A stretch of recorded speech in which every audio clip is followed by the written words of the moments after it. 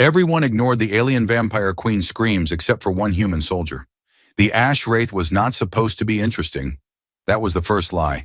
It hung just outside Jupiter's magnetosphere, a gutted hulk from the Orion Wars, its armor scabbed over with frozen radiation burns and orbital dust. From the outside, it looked like every other derelict warship that had lost its relevance and drifted into myth. The kind of place scavengers whispered about over cheap synth beer and poor life decisions. No heat signature, no movement, and, according to command, no value. Just recon, eyes on, they'd said. Like that ever meant just recon. Cole Virek knew better. Anything that old and that silent was either hiding something or cursed. Probably both. Still, boredom was a brutal mistress, and Cole had been dancing with her for too many months aboard the Galatea's cradle. So when the briefing dropped, he was the first to volunteer, mostly because the second guy owed him money. Inside the dropship, the air was thick with recycled oxygen and locker room sarcasm. The other soldiers, a mixed bag of adrenaline junkies and walking disciplinary cases, suited up with practiced ease. Cole's armor hissed as it sealed around him, wrapping him in something that felt like safety and smelled like burnt ozone and stale gum. Private Rin was drawing crude cartoons on her helmet visor again. "You ready to get haunted, Sergeant?" "Only if the ghost brings drinks," Cole said. "Preferably cold ones, and not blood." "Blood's good for you," muttered Ensign Huerta, chewing on a nutrient bar that looked like it had lost a fight with a brick. "Iron keeps the bones sharp." "That's not how bones work," someone said. "Shh, let him believe." They touched down on the ash wraith's dorsal hull, maglocks clamping them to the jagged surface. The entry hatch opened with a reluctant screech, like the ship itself was groaning in protest. Lights flickered, half-powered by emergency batteries long past their expiry date. Inside, it was a cathedral of decay, vaulted corridors stained with rust, scorch marks where fire had kissed metal, and the occasional floating wrench just to keep everyone jumpy. "Standard sweep," Cole said over comms. "No funny business." "Define funny," Rin replied. "Because if I see a headless android dancing the Macarena, I'm recording it this time." Their boots echoed down the halls like unwanted guests. The ship's logs were corrupted beyond salvage, every attempt to access them returning only fragments. Static bursts, corrupted audio files, and one oddly cheerful system ping that chirped, "Welcome back, Captain," before crashing the terminal. Halfway through the third deck, the sound started. It wasn't loud, it wasn't even clear. Just a sound, a shape of a sound, carried on the ship's dying power grid, like someone screaming through a broken vocoder underwater.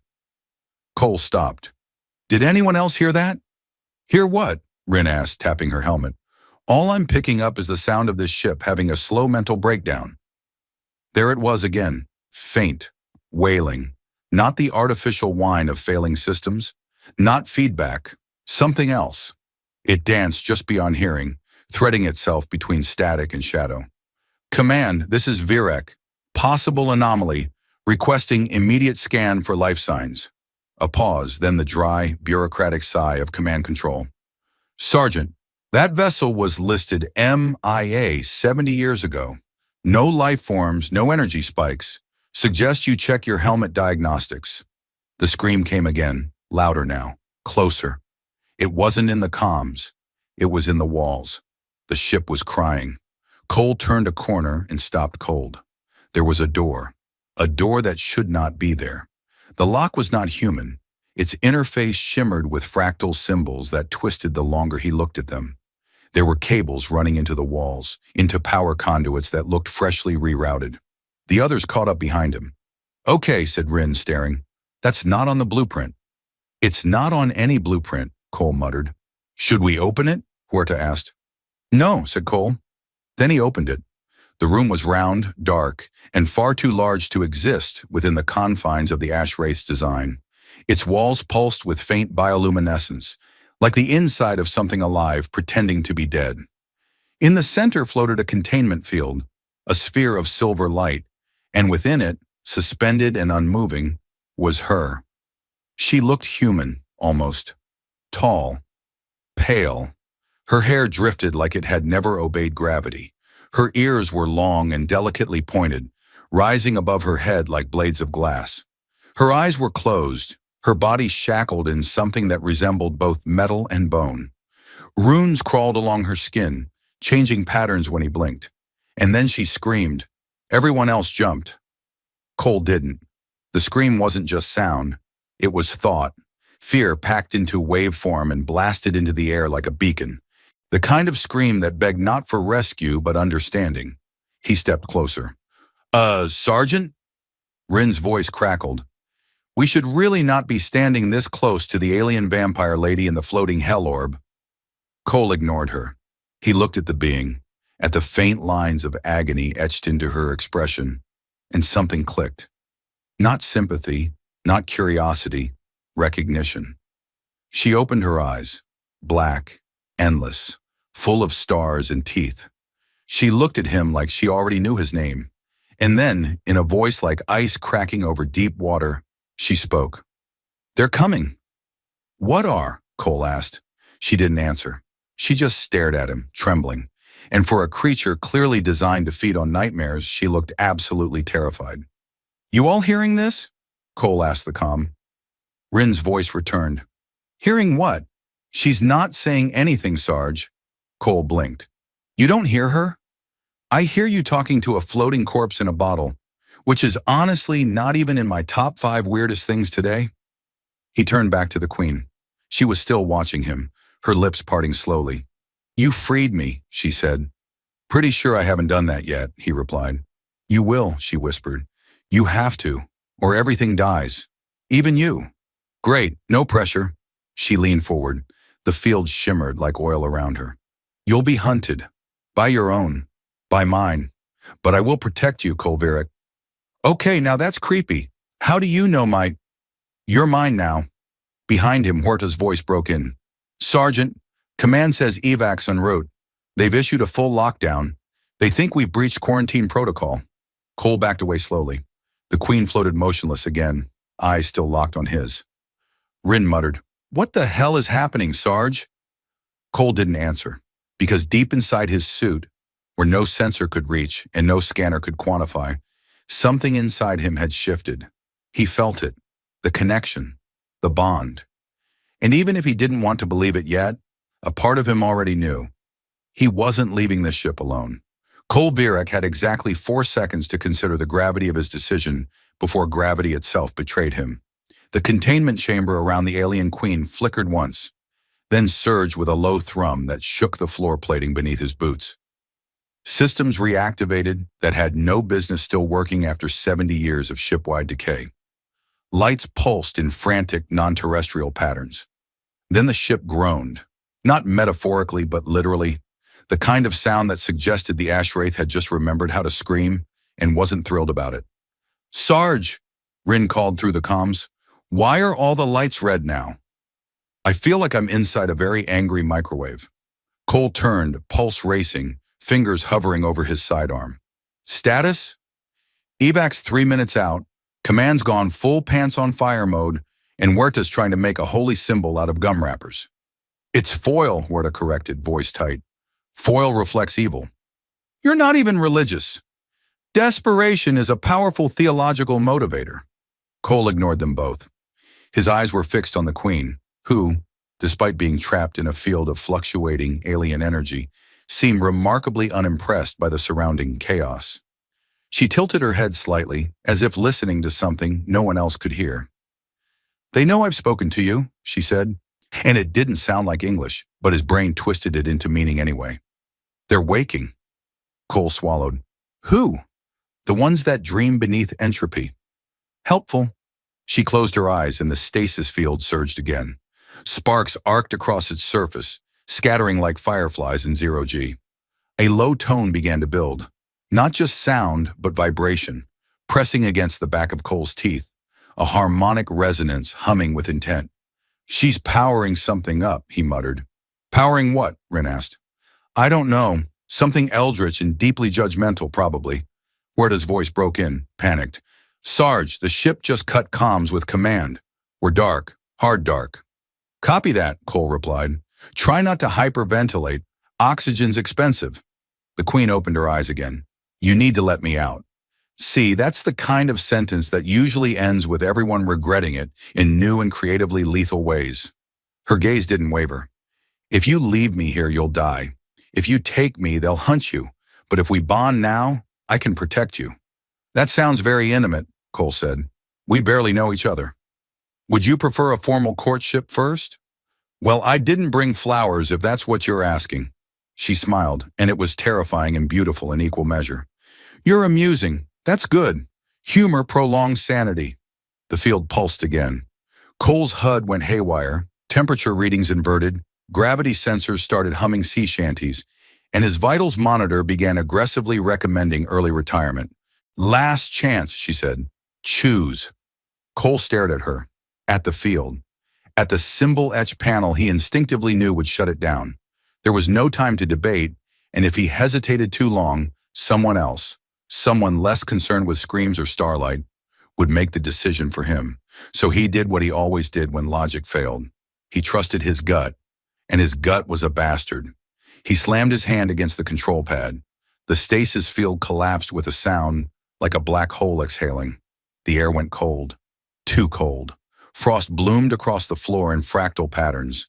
The queen dropped to her knees, gasping, trembling, then surged upright, too fast, too fluid, like she didn't have bones the same way humans did. The moment she stood, Cole knew he had made a permanent life decision. She extended a hand, fingers tipped with obsidian claws, elegant and absolutely capable of opening a person like a letter. Bond with me, she said, before they breach the hull. Cole opened his mouth to protest. Didn't get the chance. She moved faster than thought. Her palms slammed into his chest, and suddenly the world inverted. His blood screamed. His mind twisted like a Rubik's Cube made of light and teeth. He saw stars being born and eaten. He heard singing. No, something worse than singing. Harmony weaponized, notes that melted planets. And then it stopped. He dropped to one knee, gasping. Okay, he coughed. Next time we do that, maybe buy me dinner first. I consumed only a fraction, she said. Enough to anchor. You'll survive. Gee, thanks, I feel anchored. Really anchored. Like to the bottom of an emotional ocean. Your sarcasm is becoming habitual. It's genetic. You'll get used to it. Alarms began blaring across the ship. Not the standard kind, but a piercing frequency that made the walls weep oil. Something was trying to board them, or consume them, or both. The queen turned toward the wall, eyes narrowing. They're here. Cole grabbed her arm. Who exactly are they? The choir. Cool. Vague and ominous. You guys always name your ancient evils like pop bands? Her grip tightened on his wrist. You need to run now. Any preference which direction? She pulled him down a side corridor just as the bulkhead behind them imploded in a blossom of light and dust. For a moment, Cole saw it. Saw them. Not creatures. Not in any traditional sense. Shapes made of sound and memory, light refracting through impossible geometry. Something that looked like a wolf made of tuning forks leapt through the corridor, howling with a scream that tasted like his mother's voice. The queen turned, hissed a word, and the thing exploded into mist. Okay, Cole gasped, ducking behind her. You are officially on my list of people not to annoy. It's a very short list. Good, stay behind me. Didn't plan on doing anything else, believe me. They ran through the ship, the sound wraiths pursuing them, each one more surreal than the last. One had a dozen mouths that sang backwards. Another slithered on no legs, humming lullabies in Morse code. Each step took them deeper into systems no longer mapped by human technology, corridors folding in on themselves, bulkheads that became windows to nothingness, reality glitching like bad software. Finally, they reached the emergency hangar. The queen sliced through the door lock with one flick of her claws. Get in! Cole stumbled aboard the sleek, half-buried escape skiff. Its systems flickered to life, barely, and with a groan, they launched, the ash wraith shrinking behind them. He leaned back, sweating, shaking, and very possibly bleeding from his left ear.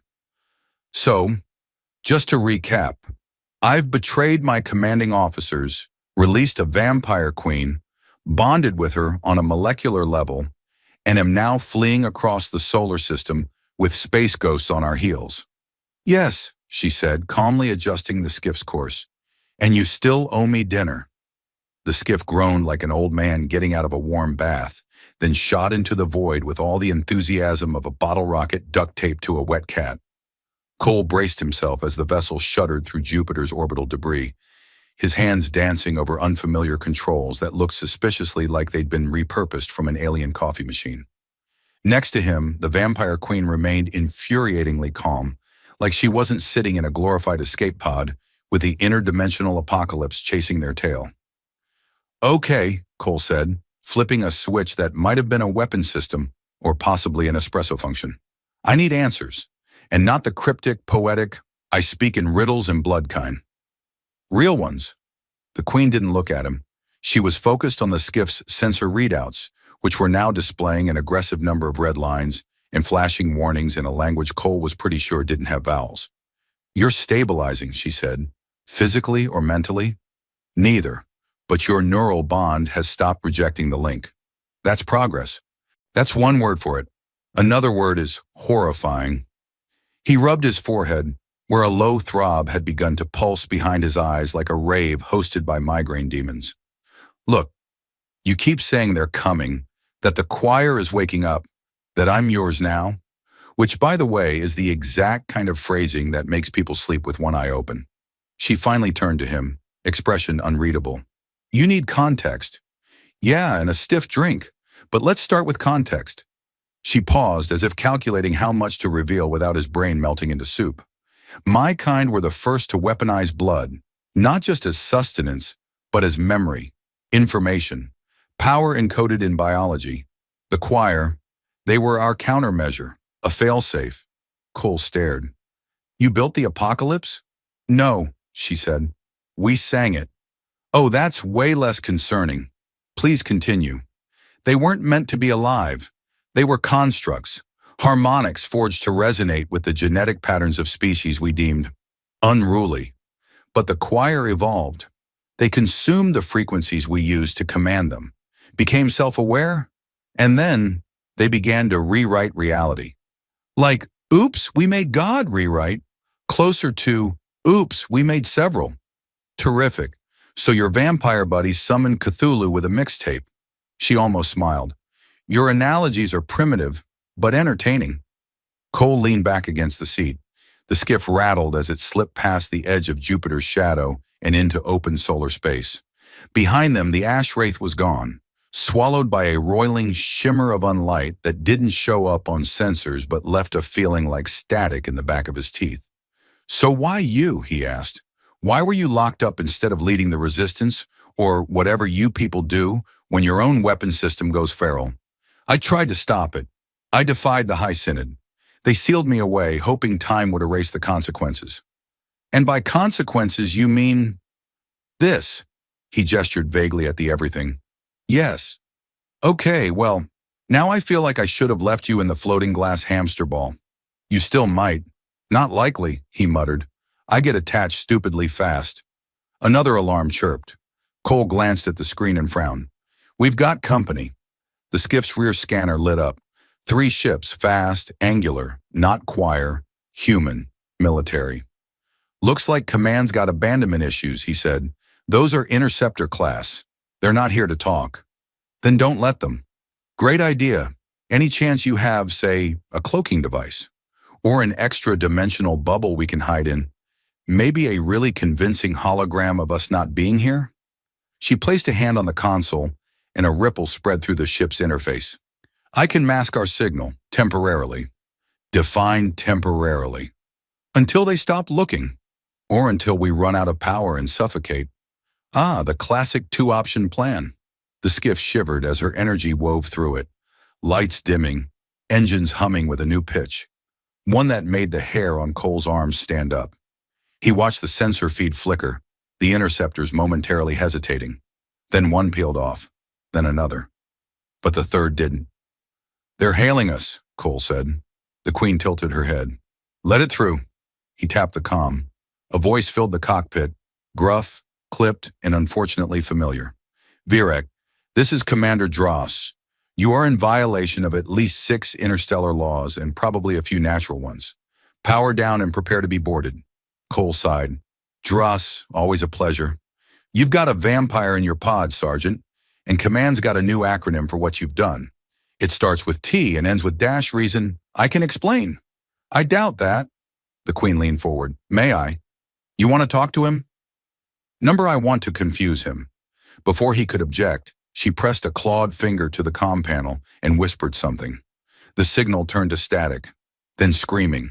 Not human screaming, something layered, polyphonic, as if a choir of dying stars had started a podcast. The interceptor peeled away in a panic spiral, its engine bloom flaring like a flare dropped in water. Okay, Cole said, blinking. That was not confusing. That was traumatizing. They'll think we've been infected. They won't follow. And you just have that sound handy? I am that sound. Neat. Remind me not to take you to karaoke.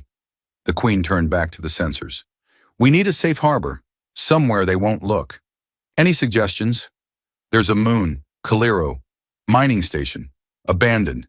It was used by smugglers until the ore ran out. Perfect. Nothing says romantic getaway like an abandoned illegal mine. She didn't laugh, but the corner of her mouth twitched. You're adjusting. I'm panicking with style. There's a difference. The skiff curved toward the tiny dead moon. Behind them, space shimmered, and something began to follow. Not fast, not close, but steady. The choir was singing again, quietly. Just enough for the Queen to whisper, we don't have much time left. The descent to Calera wasn't so much a landing as it was a slow, awkward collision with gravity. The skiff came down hard, bounced once, and skidded into a jagged trench with all the grace of a drunken walrus. When the dust settled, Cole unbuckled himself with a groan and checked to make sure all his limbs were still attached and mostly facing the right directions. Well, he muttered, that was textbook. Assuming the textbook was written by maniacs with no regard for physics or safety. The Queen didn't reply. She was already up and moving, her movements sharp and feline. She stepped out onto the cracked lunar surface without hesitation, long ears twitching slightly, as if tuned to a frequency just beyond human hearing.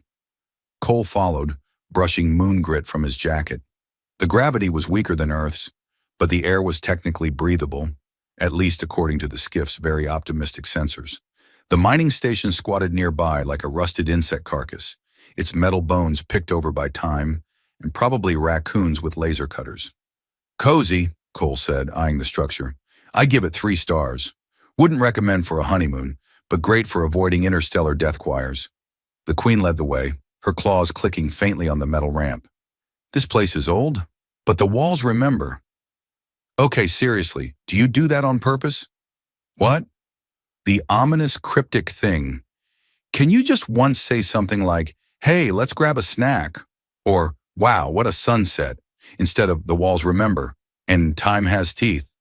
She glanced at him, expression unreadable. We can get a snack after we secure the perimeter. Cole blinked. Wait, was that a joke? Half of one. I'll take it. Inside, the station was dark and humming with the low power that came from systems in deep sleep. Hibernating circuits, redundant backups, emergency subsystems running on batteries old enough to have voted. The Queen moved with ease, her presence unsettling the silence, her every step sounding like it echoed through a cathedral of ghosts. Cole activated his wrist beacon and scanned for life signs. We're alone? Just us. And a few rats that have probably developed their own mining union. They'll avoid me, she said. They're smart rats. She stopped suddenly, head tilted. There's something beneath us. Not more choir stuff, right? Because I left my existential dread repellent in the skiff. Number something older. You really need a new definition of comforting. They reached a lift that was barely functional. Cole managed to coax it to life by smacking it with the side of his boot and making vaguely threatening noises. The doors squealed open like they were auditioning for a horror vid. They rode down in silence, the lift rattling like it was held together by good intentions and rust. Cole tried not to think about the fact that they were descending into what might be the hiding place of something older than interdimensional reality-eating sound gods. You got any weapons stashed here? he asked, mostly to keep his own nerves from inventing problems. Yes, she said. He brightened. Really? No, he sighed. You are deeply unhelpful sometimes. I find it builds character. They reached the bottom. The doors opened into a chamber that hadn't seen light in decades. Cole's beacon flickered, casting long shadows across walls etched with unfamiliar symbols. In the center of the room sat a pedestal, and on it, a black orb pulsing with a soft internal glow. Okay, Cole said slowly. Either that's a priceless ancient artifact, or a very stylish alien grenade. The Queen stepped forward, eyes fixed on the orb. It's a memory node, from before the choir, from before my kind turned blood into scripture. He raised an eyebrow. And you just knew it was here? I remembered. When we bonded, I accessed fragments of my buried knowledge. This place was once a listening post. Cole frowned. Listening to what? To everything. Oh, good, he said, stepping back, because omniscient surveillance orbs buried in haunted moon mines always end well. She placed a hand on the orb, and for a moment, the entire chamber lit up. Images flashed around them. Ghosts of the past, memories encoded in light and sound. They showed vast spires stretching into purple skies, fleets of bone-like ships sailing on the gravity wells of gas giants, and a species not quite human, not quite monstrous, crafting languages from starlight and bone marrow. Cole watched, mesmerized and unnerved. Your people were busy. We were gods pretending not to be, she said, until we weren't. The vision shifted, showing the birth of the choir, waveforms folding into flesh, frequencies gaining hunger, beings with no mass erasing entire civilizations with a whisper. The light dimmed, leaving only the Queen and Cole in the dark once again. He cleared his throat. So, just to recap, your ancestors got bored, invented weaponized music, and accidentally created an unbeatable enemy that now wants to turn us all into existential static? Yes. Cool, cool. And I thought my ex was dramatic. She turned to him. This memory node contains the resonant keys. If we can retrieve all of them, we might be able to rewrite the choir's frequencies, silence them, permanently. You want to reboot the universe's worst mixtape? Essentially. Well, he sighed, I suppose there are worse plans, like standing here until something eats us. The floor beneath them shook, as if offended by his sarcasm. A low rumble built into a steady vibration. Tell me that's not what I think it is. The Queen drew back. Someone else has arrived. Cole drew his sidearm, though he had a sinking suspicion it would be as effective as shouting at a supernova. Friend of yours? No, she said, eyes narrowing. A collector. What, like space eBay? A hunter of relics, biological and otherwise. They trade in extinction. The rumble grew louder. Metal shrieked somewhere above. Cole tightened his grip on the weapon. Well, if they're here for the orb, maybe we can just tell them it's not for sale. Bit of light negotiation. Maybe offer them a coupon. They don't negotiate. Of course they don't. She looked at him. You should have left me in the stasis chamber. Probably, he said. But then who would have made my life this interesting? She almost smiled again. Almost. Then the ceiling tore open with a howl, and the collector descended, limbs like surgical tools, eyes like voids. It shrieked in binary tones that scraped against the edges of sanity. Cole raised his weapon and muttered, I swear, if this thing turns out to be your ex, I'm going to lose it. The collector hit the chamber floor like a dropped piano, limbs unfurling in unnatural, jointless arcs. Its torso rotated independently of its lower half. Heads, yes, heads, plural, blinking open like mechanical flowers on stalks. Each face was a lens, and each lens zeroed in on Cole like he was a particularly interesting bug pinned to a corkboard. Okay, Cole said, gun up, voice shaking just enough to be honest. We're going to assume this thing doesn't want to borrow sugar. The Queen had already moved, swift, predatory, and absolutely unfazed. She positioned herself between the orb and the intruder, claws extended, her stance less like a warrior and more like a coiled threat pretending to be bored. It's an autophagy construct, she said, voice low. It doesn't eat flesh, it eats memory, culture, Lineage. If it touches the orb, everything inside it will be erased. Cole aimed, adjusted his grip. So you're saying it's basically a cosmic librarian with a flamethrower? Less organized, more ravenous. Lovely. You attract the best company. The collector made a sound. It might have been a word or a glitch, or both. A column of energy burst from its spine and struck the ceiling, burning a spiral glyph into the metal.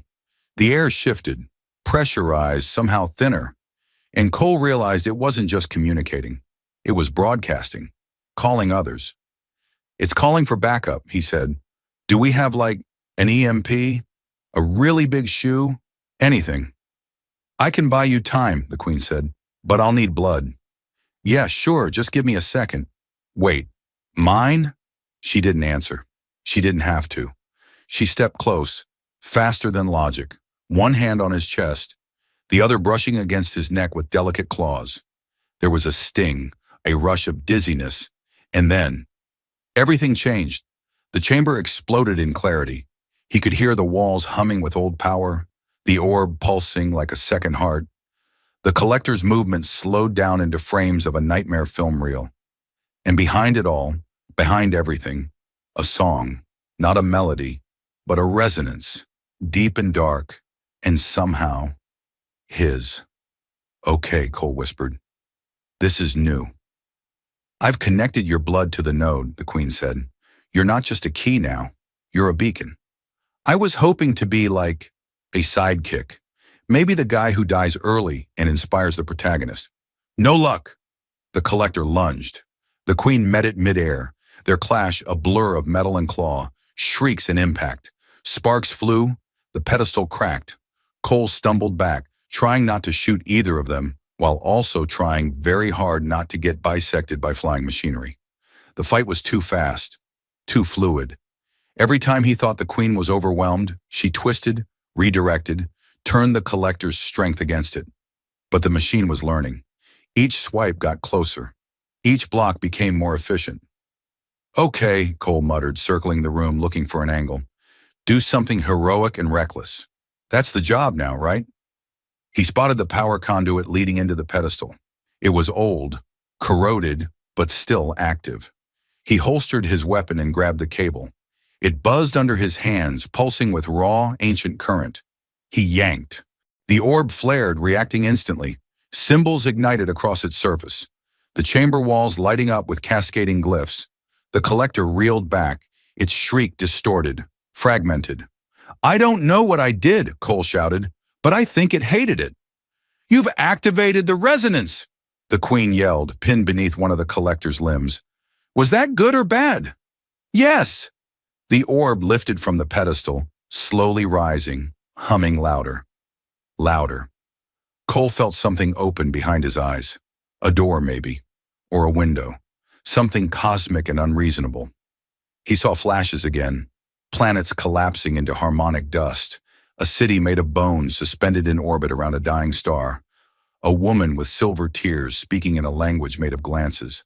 And then the collector shrieked again. Louder this time, but not in pain. In desperation. It lunged for the orb. Cole moved. Instinct, stupidity, or both. He leapt between the construct and the floating sphere, throwing up his arms in what he was almost certain was a very bad idea. Contact. Time bent. There was a noise like ice cracking on the surface of the sun. Cole felt the memories of an entire race pour through him in a blink. Names, faces, histories carved into blood and bone and starlight. He felt himself vanish and return all at once, like a page turned inside out and stapled to a new story. And then the collector hit him. He flew, not just physically, spiritually, existentially.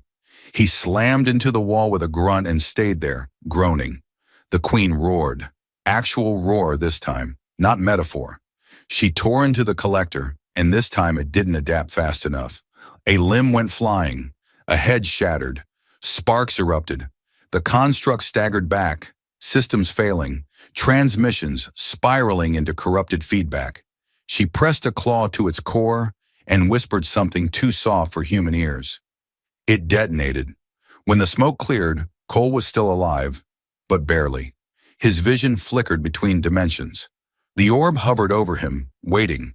The Queen knelt beside him. "You accessed it." "I didn't mean to," he wheezed. "I just didn't want it to get deleted."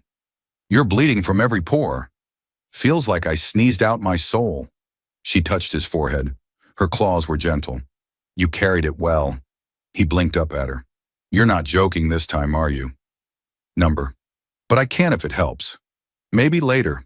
Right now I'd settle for a nap and like 40 gallons of electrolytes." The orb pulsed. She reached out and cradled it gently, as if holding a fragile promise. "This is one of 5. The others are scattered across the system." "Of course they are," Cole said. "Let me guess. Each one is guarded by something that wants to eat my memories, my soul, or both? Some may simply want to bargain. Others, yes." He pushed himself upright with a wince. "Then we'd better get moving, before more librarians show up." "You're sure?" "Nope," he said. "But I'm already this far into your interstellar fever dream. Might as well see how weird it gets." She smiled. Really smiled this time. Sharp teeth and all. "You continue to surprise me, Cole." "Yeah," he said. "I have that effect on space vampires. Must be the hair." They jumped into slipstream space riding an old warpath corridor, one of the derelict hyperspatial veins stitched between the outer moons during the early days of the war.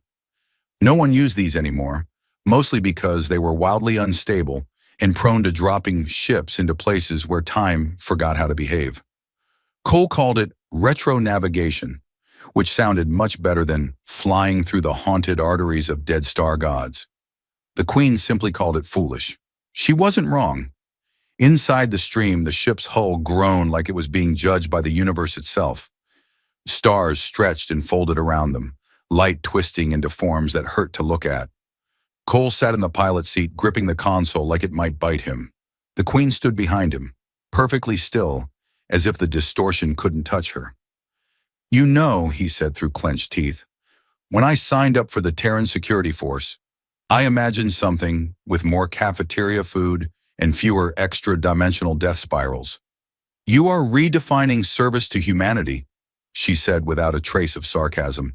He assumed it was sarcasm anyway. It was safer that way. The stream buckled. The ship shook so hard that every warning system went off at once in a cacophony of beeps, buzzes, and one passive-aggressive British voice informing them that this is not a recommended course of action. "Noted," Cole shouted.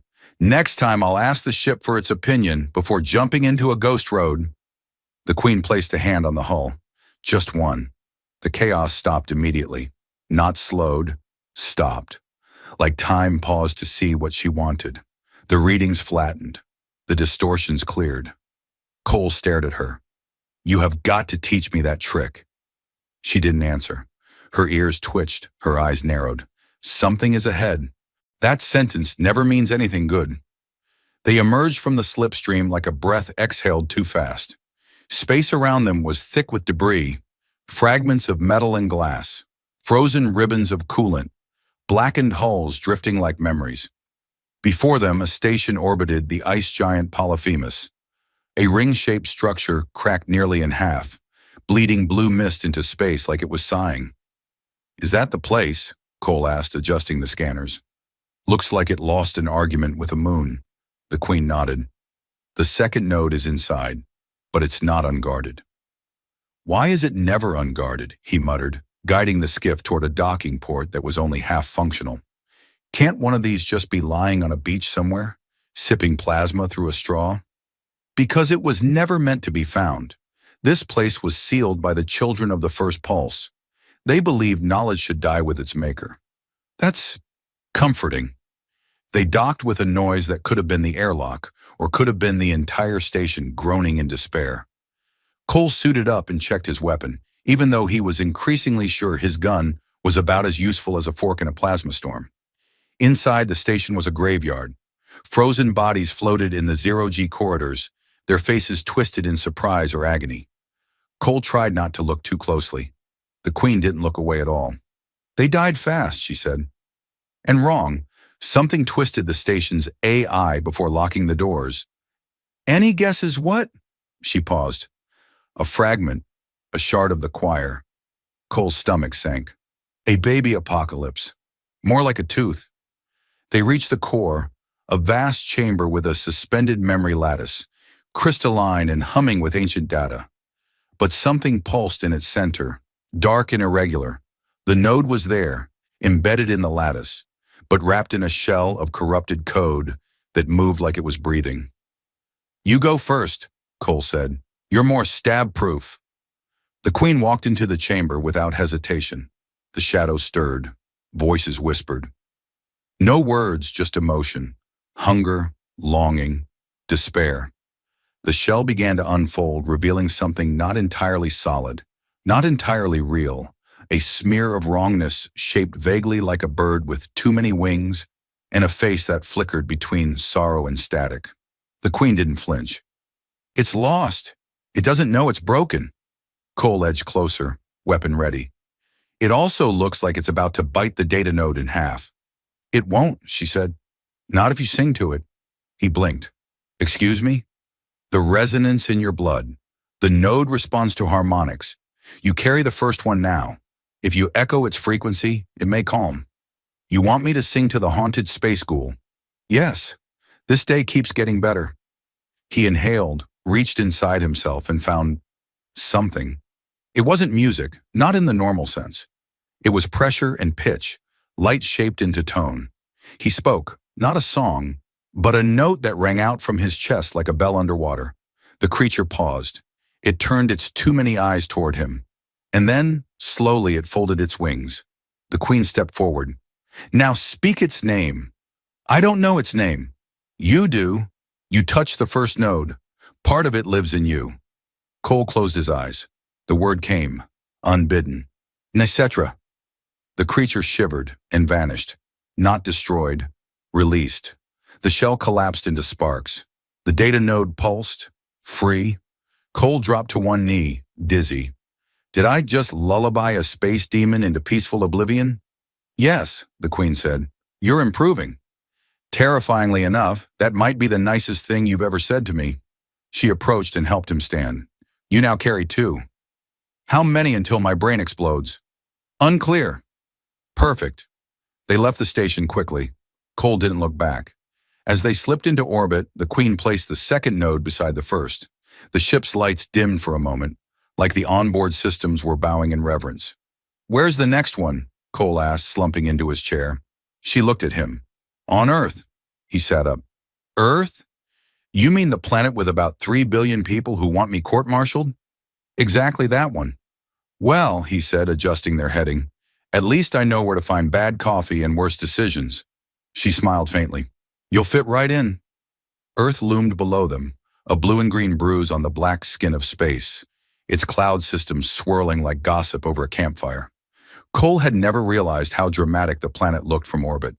Maybe it was the guilt, or the nostalgia, or the overwhelming certainty that his face was plastered on every Terran security bulletin from here to the Martian strip with the words, "Do not approach," in red, angry letters.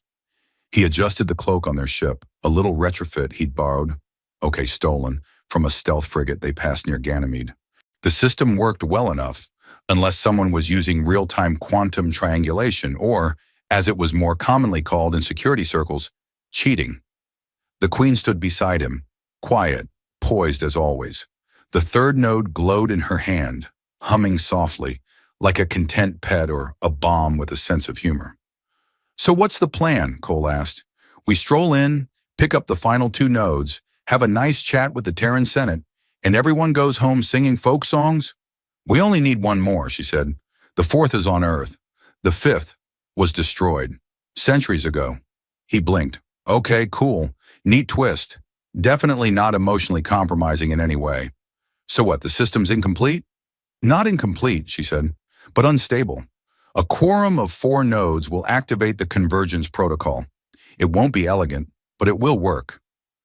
"Elegant would be overrated anyway," he muttered, piloting them into the upper stratosphere. "Where is it?"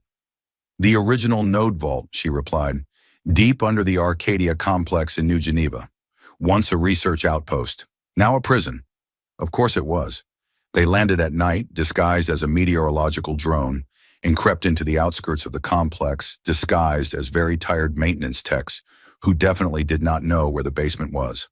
Cole fumbled through a conversation with a guard about a fictional leak in Sector 4 that smelled like regret and fish, and was waved through purely because no one wanted to deal with a biohazard that weird.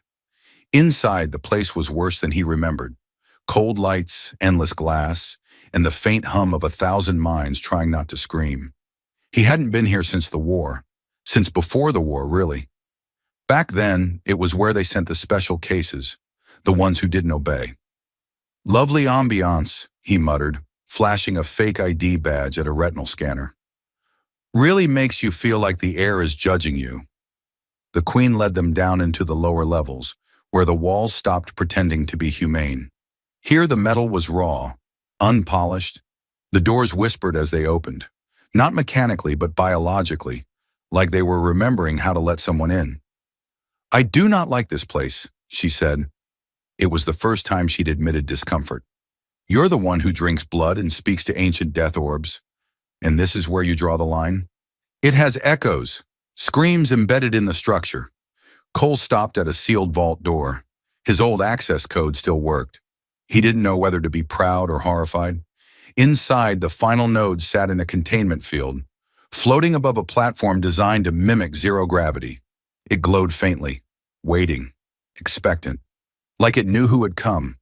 Before they could step forward, the room flickered. Lights dimmed, shadows bent in unnatural directions, and from the far wall emerged a figure wrapped in distortion, half man, half machine, all wrath. Director Vex. I figured you'd come crawling back, Vex said, voice like a chainsaw kissing a violin. How poetic. The traitor and the parasite. Cole raised his weapon. Director Vex.